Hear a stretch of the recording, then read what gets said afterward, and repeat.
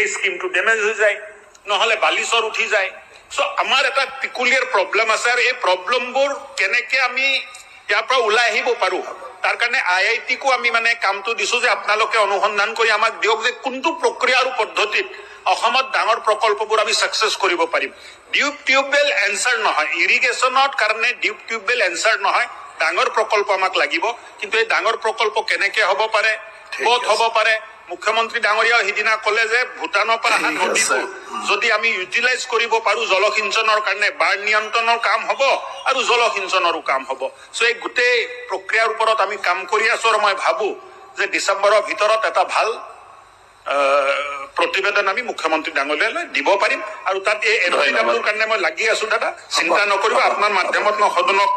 আশ্বস্ত কৰিব খুজিছো, এই স্কিমৰ কাৰণে আমি লাগি আছো। মুখ্যমন্ত্ৰী ডাঙৰীয়াক মানে আমি ৰিকুৱেষ্ট কৰিছো, তেখেতেও কথা পাতিব, আৰু যিমান পাৰো আমি চেষ্টা কৰি আনাৰ কাৰণে চেষ্টা কৰিম, আৰু যদি আহে ডিব্ৰুগড়তো ভালকে দিয়া আছে। ঠিক আছে। Question number 88 Shri Abdul Rahim, honourable minister. উত্তৰ সদনৰ মজিয়াত দিয়া আছে অধ্যক্ষ মহোদয়। সাপ্লিমেন্টাৰী। মাননীয় ৰাজহুৱা আৰু দুৰ্যোগ ব্যৱস্থাপনা মন্ত্ৰী ডাঙৰীয়া উত্তৰটো দিছে হৈছে, আৰু ইয়াৰ প্ৰতিকাৰৰ কাৰণে চৰকাৰে কি ব্যৱস্থা লৈছে। আপোনাৰ তথ্যত ছাৰ এটা আপুনি নিজেই তথ্য দিছে যে 2021-22 মোৰ বৰপেটা বিধানসভা সমষ্টিত 18টা ৰাস্তা ক্ষতি হোৱা বুলি দেখুৱাইছে। আৰু এনেকে যদি আমি প্ৰত্যেকটো বৰপেটা জিলাৰ সমষ্টিৰ টোটাল কাউণ্ট কৰো ছাৰ, 160টা ৰাস্তা ডেমেজ হোৱা বুলি আপুনি দিয়া তথ্য মতে প্ৰকাশ পাইছে। কিন্তু পৰিতাপৰ বিষয় চেংচন কৰিছে মাত্ৰ 46টা, না 160ৰ ভিতৰত। গতিকে মোৰ এটা প্ৰশ্ন হ'ল ছাৰ, এইবাৰ ছাৰ আমাৰ বৰপেটা জিলাত আৰু বেছি বানপানীত হৈছে, আৰু আমাৰ প্ৰত্যেকটো সমষ্টিতে বহুত ৰাস্তা ঘাটৰ ক্ষতি হৈছে ছাৰ, বিস্তৰভাৱে ক্ষতি হৈছে। মোৰ সমষ্টিতেই তথ্য আপুনিয়ে দিছে ছাৰ, 51টা ৰাস্তা 24 চনত ক্ষতি হোৱা বুলি আহিছে, হুৱেৰাছ এইটোৰ সংখ্যা ছাৰ প্ৰায় 100। মই ছাৰ বহুত কষ্ট কৰি গাঁৱৰ গোটেই ৰাস্তাবোৰৰ নাম লৈ SDC-ক দি পেলাই জিঅ'টেক কৰাই আমাৰ জিলা উপায়ুক্তক আয়ুক্তৰ তাতে জমা কৰাৰ পিছতো আধাখিনি নাই। মই ভাবো আমাৰ অন্যান্য সমষ্টিবোৰতো বৰপেটা জিলাত একেই কথা হৈছে। এটা মোৰ প্ৰশ্নটো হৈছে ছাৰ, 2021-22 যি 160টাৰ ভিতৰত মাত্ৰ 46টা আপুনি চেংচন কৰিলে, কিন্তু পৰিতাপৰ বিষয় 2022-23 আমাৰ বৰপেটা জিলাত কোনো এটা ৰাস্তাও চেংচন কৰা নহল। এইটো কিয় নহল ছাৰ? প্ৰথম মোৰ প্ৰশ্নটো আপোনাৰ 2022-23 এই ক্ষতিগ্ৰস্ত ৰাস্তাৰ পইচাসমূহ চেংচন ডিপাৰ্টমেণ্টে কৰিবনে নাই, আমি অধ্যক্ষৰ মহোদয়ৰ জৰিয়তে মই মন্ত্ৰী ডাঙৰীয়াৰ পৰা মোৰ প্ৰথম ছাপ্লিমেণ্টাৰী বিচাৰিছো। অধ্যক্ষ মহোদয়, যোৱা বৰ্ষ আৰু এই বৰ্ষ 22-23 আৰু 23-24 অসমৰ যি ভয়াৱহ বানপানী, গোটেই অসমতেই 35খন জিলাতেই ইয়াৰ ক্ষয়ক্ষতি হয়। আৰু আমি বিভাগে যি SDRF বা NDRF নৰ্মছ মতে আমি এনে দিব পাৰো। এটা ৰাস্তা ৰিপেয়াৰিঙৰ কাৰণে 1 কিলোমিটাৰত মাত্ৰ আমাৰ নৰ্মছ মতে 60,000 টকা পায়। আৰু এইবাৰ যোৱাবাৰৰ পৰা যিমানখিনি প্ৰপ'জেল আহিছে, আমি সেই যিটো নিৰিখত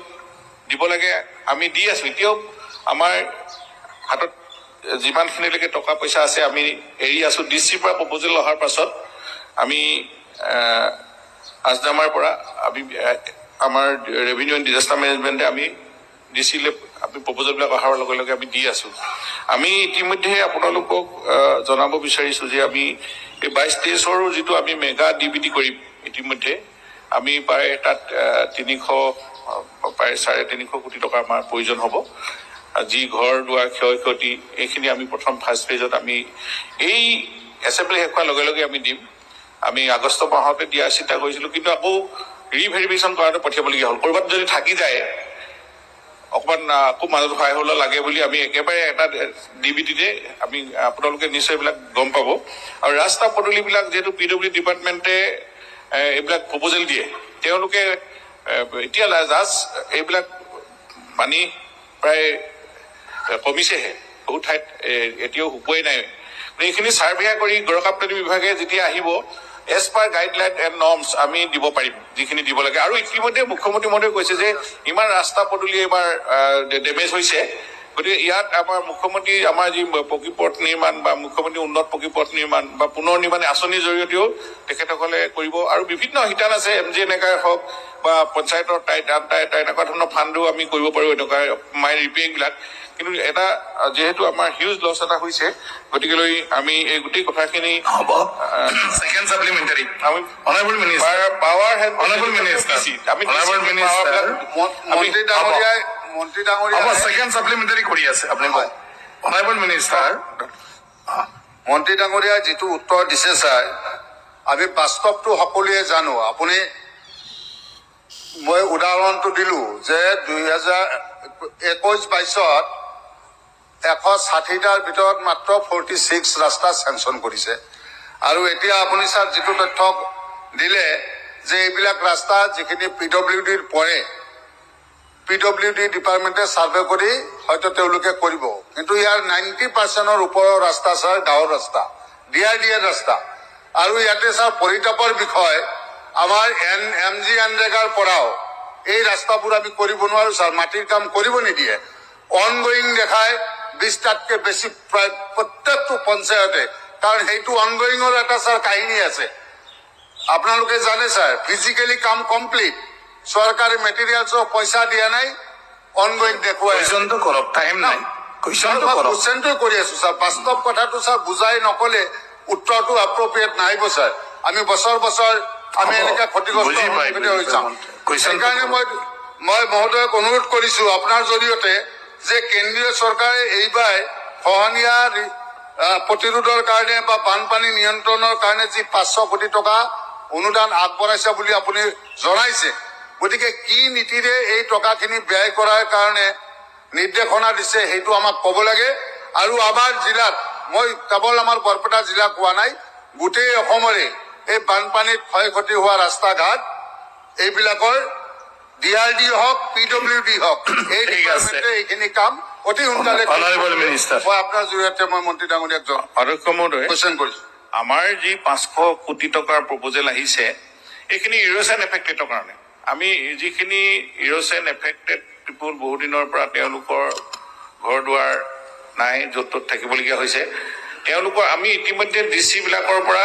ৰিপৰ্ট বিচাৰিছোঁ কোন জিলাত কিমান এনেকুৱা ধৰণৰ পিপুল আছে পৰিয়াল আছে ফেমিলি আৰু তাৰ ওপৰত আমি এটা প্ৰপ'জেল আমি কেন্দ্ৰীয় চৰকাৰক দি যদি এপ্ৰুভ কৰে আমি লগে লগে আমি এইখিনি আমি ডিষ্ট্ৰিক্ট ৱাইজ এলট কৰিব পাৰিম গতিকেলৈ এতিয়া DC বিলাকৰ হাতত এই তথ্যসমূহ আমি যিমান সোনকালে আমাৰ হাতলৈ আহে আমি সিমান সোনকালে প্ৰপ'জেলটো আমি কেন্দ্ৰীয় চৰকাৰলৈ পঠিয়াব পাৰিম আৰু এই 500 কোটি টকা আমি স্পেচিয়েলি কিন্তু এইটো ইৰোশ্যন এফেক্টেড পিপুলক ৰিহেবিলিটেশ্যনৰ কাৰণে পুনৰ সংস্থাপনৰ কাৰণে এইটো খৰচ কৰিবৰ কাৰণে কেন্দ্ৰীয় চৰকাৰে এটা আমাৰ ষ্টেট ৰাস্তাখিনি কি কৰিব ছাৰ CRD ৰাস্তাখিনি কি কৰিব ছাৰ ৰাস্তাখিনি কাৰণ আমি পঞ্চায়তৰ পৰা কৰিব নোৱাৰা হৈছো ছাৰ আমি SDRF নৰ্মছৰ মতে আমাৰ DC বিলাকক কিমান ৰাস্তা ডেমেজ হৈছে মাইনৰ ৰিপেয়াৰিঙৰ কাৰণে আমি দিব পাৰোঁ কমপ্লিট কনষ্ট্ৰাকশ্যনৰ কাৰণে আমাৰ SDRF নৰ্মছত নাই মাইনৰ ৰিপেয়াৰিং আমি পাৰ কিলোমিটাৰ এনেকৈ 60,000 এই দিয়াৰ এটা আছে যেনেকৈ আহে আমি সেনেকৈ দি দিম এই DC পৰা প্ৰপ'জেলখিনি ইতিমধ্যে ছাৰ ৰিপেয়াৰিঙৰ কাৰণে আমি ৰিপেয়াৰিঙৰ কাৰণে পইচা আমি যোৱা 21-22 আমি দি আছো যিবিলাক 22 আমাৰ জিলাত ড্ৰপ হৈছে ছাৰ এটা স্কিমো আপুনি চেংচন দিয়া নাই 22 অহা নাই চেংচন দিছে দিয়ে নাই দিয়া খালি ফাণ্ড ৰিলিজ কৰোঁ SDRF নৰ্মছত আমি সম্পূৰ্ণ DC ৰফিকুল ইছলাম